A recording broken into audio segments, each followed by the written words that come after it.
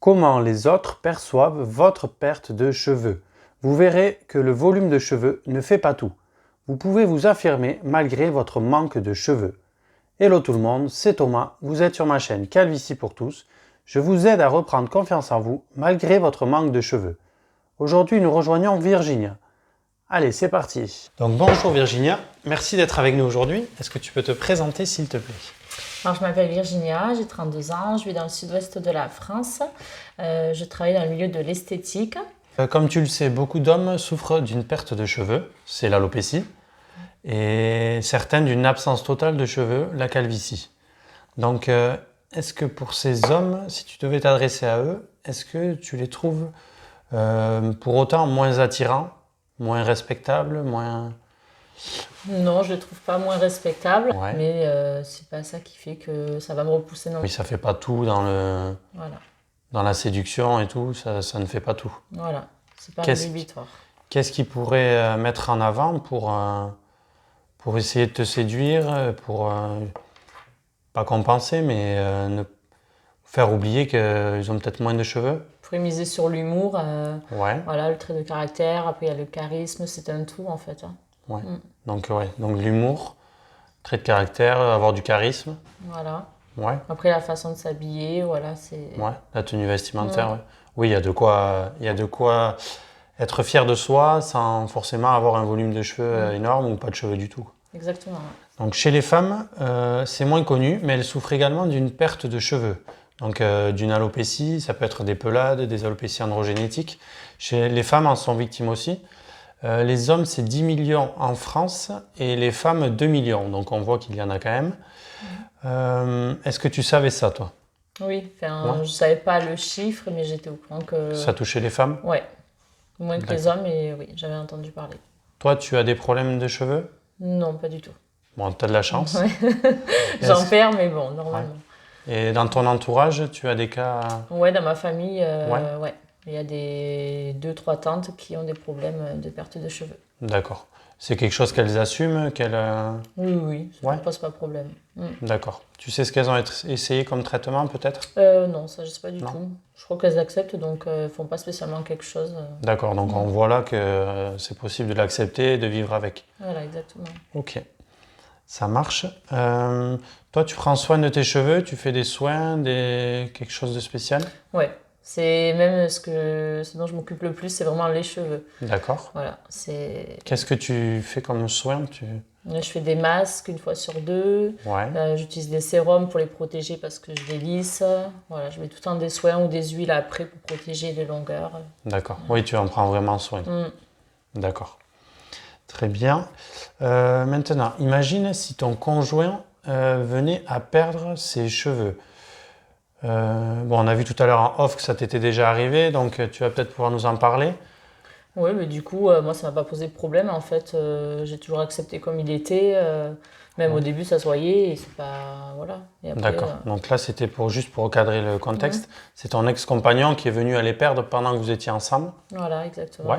Et c'est pas quelque chose qui te gênait, Non, pas du tout. Voilà, Non. tu as continué à le voir pareil, d'un même On œil. l'aimait de la même façon, le voir Ouais. pareil, oui. Ça n'a Voilà, pas donc changé mon avis sur lui. D'accord. Donc là, on voit que ça change pas forcément la vision du compagnon. À la fin, il s'était rasé la tête. Oui, voilà, ouais. il se rase toute la tête. Ouais.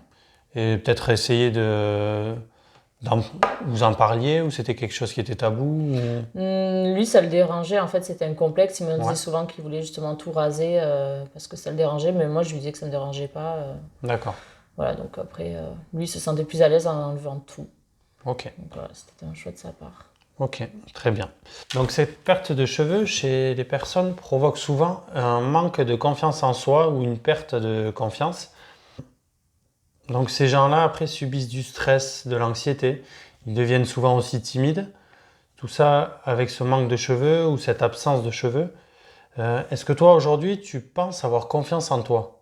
Non, pas totalement. Hein. Il y a encore des détails. J'ai pas totalement confiance en moi. D'accord. C'est toujours donc la peur du jugement, toujours se comparer aux autres. Ouais, la peur du regard des autres? C'est ça. D'accord, donc c'est quelque chose qu'on reçoit souvent, enfin que j'observe souvent. Cette peur du regard des autres, le fait de se comparer, les réseaux sociaux souvent influe sur ça. On se compare à quelqu'un qu'on trouve toujours mieux que soi. Et au final, on se fait du mal. Oui, c'est ça. Après, ouais, c'est ça, c'est la société qui fait ça de nos jours.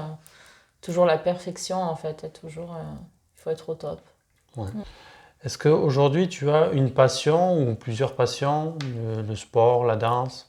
Voilà, oui, je me suis mise au skate. Voilà, Ouais, j'avais envie de trouver un moyen de m'évader, en fait. d'accord. Voilà, de faire une activité à l'extérieur. Ouais. C'est Ouais. quelque chose qui t'apporte, tu sais ce que ça t'apporte? Tu as déjà pensé à ça? Bah, ça me permet, ouais, non, surtout de m'évader et me montrer que je suis capable de réussir, de faire quelque chose.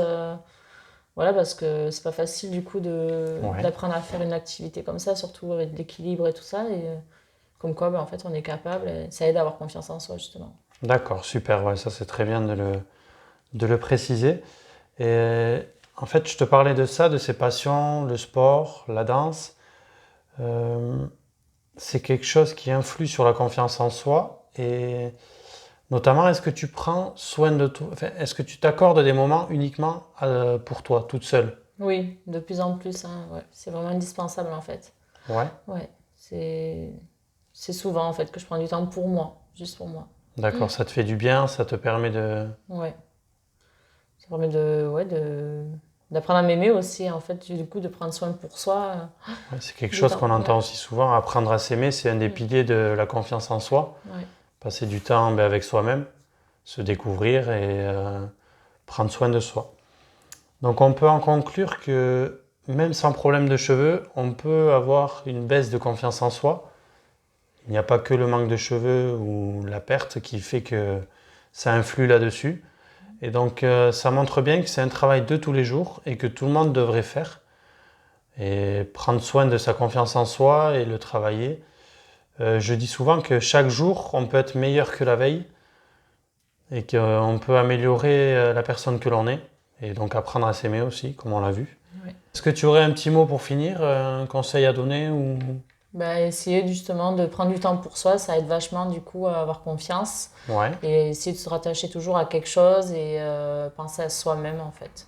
d'accord. Merci beaucoup. Bon, je te remercie Virginia. Merci beaucoup. Merci à toi aussi, avec plaisir. Je remercie Virginia pour ce témoignage. C'est important de s'accorder des moments pour soi. Puis trop souvent, nous avons peur de ce que pense notre conjoint de notre manque de cheveux. On voit ici qu'on se focalise trop là-dessus. À retenir aussi ce manque de confiance en elle. Pourtant, elle n'a pas de soucis de cheveux. Comme je le rappelle souvent, c'est un travail de tous les jours. Pour avoir confiance en soi, il faut chaque jour travailler un petit peu. Si vous le souhaitez, je vous donne chaque semaine des astuces pour y arriver. Pour ça, abonnez-vous à ma newsletter. Je vous mets tous les liens en description sous la vidéo. Surtout, prenez soin de vous et je vous dis à bientôt. Bye bye!